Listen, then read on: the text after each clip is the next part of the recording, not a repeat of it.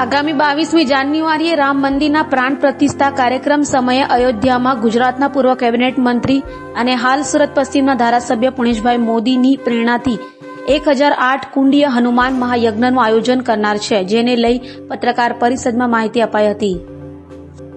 આગામી 22મી જાન્યુઆરીએ રામ મંદિરના પ્રાણ પ્રતિષ્ઠા કાર્યક્રમને લઈ અયોધ્યામાં 1008 કુંડીય હનુમાન મહાયજ્ઞ યોજાશે. આ મહાયજ્ઞ ગુજરાતના પૂર્વ કેબિનેટ મંત્રી અને સુરત પશ્ચિમ વિધાનસભા ધારાસભ્ય પુણેશભાઈ મોદીની પ્રેરણાથી યોજાશે. મહાયજ્ઞ આગામી 14મી જાન્યુઆરીથી 22મી જાન્યુઆરી 2024 સુધી યોજાશે, ત્યારે તેની તૈયારી પૂરજોશમાં ચાલી રહી છે. આ મહાયજ્ઞમાં સુરતના 324 યુગલો જોડાશે. જગદુરુ સ્વામી શ્રી રામભદ્રાચાર્યજી મહારાજના 75મા જન્મદિવસ નિમિત્તે યોજાશે. મહાયજ્ઞ સ્વામી શ્રી રામભદ્રાચાર્યજી 75મા જન્મદિવસ નિમિત્તે 75 લાખનો ચેક અર્પણ કરવામાં આવશે. કાર્યક્રમમાં દેશના વડાપ્રધાન નરેન્દ્રભાઈ મોદી, રાષ્ટ્રપતિ શ્રીમતી દ્રૌપદી મુર્મુજી સહિત અનેક મહાનુભાવો ઉપસ્થિત રહેશે. શ્રી અયોધ્યામાં શ્રી રામલલાની પ્રાણ પ્રતિષ્ઠાના ઐતિહાસિક અવસર પર મહાયજ્ઞનું આયોજન કરાશે. અયોધ્યા મુકામે ભગવાન શ્રી રામચંદ્રજીનો જન્મ જે સ્થળે થયો ત્યાં ભવ્ય મંદિર તારીખ 22 જાન્યુઆરીના રોજ પ્રાણ પ્રતિષ્ઠા અને લોકાર્પણ કાર્યક્રમ પરમ આદરણીય પ્રધાનમંત્રી શ્રી નરેન્દ્રભાઈ મોદી સાહેબ દ્વારા થવાનો છે. પરંતુ તે પહેલાં 9 દિવસ સુધી મકર સંક્રાંતિના શુભ અવસર પર 14 જાન્યુઆરીથી 1008 ભગવાન શ્રી હનુમાન મહાયજ્ઞ એનું આયોજન કરવામાં આવ્યું છે. 1008 કુંડી આ યજ્ઞમાં 324 જેટલા યુગલો એ સુરત મહાનગરથી જવાના છે.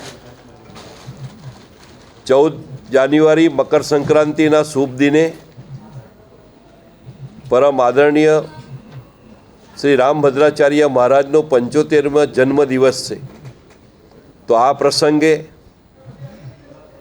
સુરત મહાનગર તરફથી ₹75 લાખનો એક ચેક પણ ભેટ કરવામાં આવશે.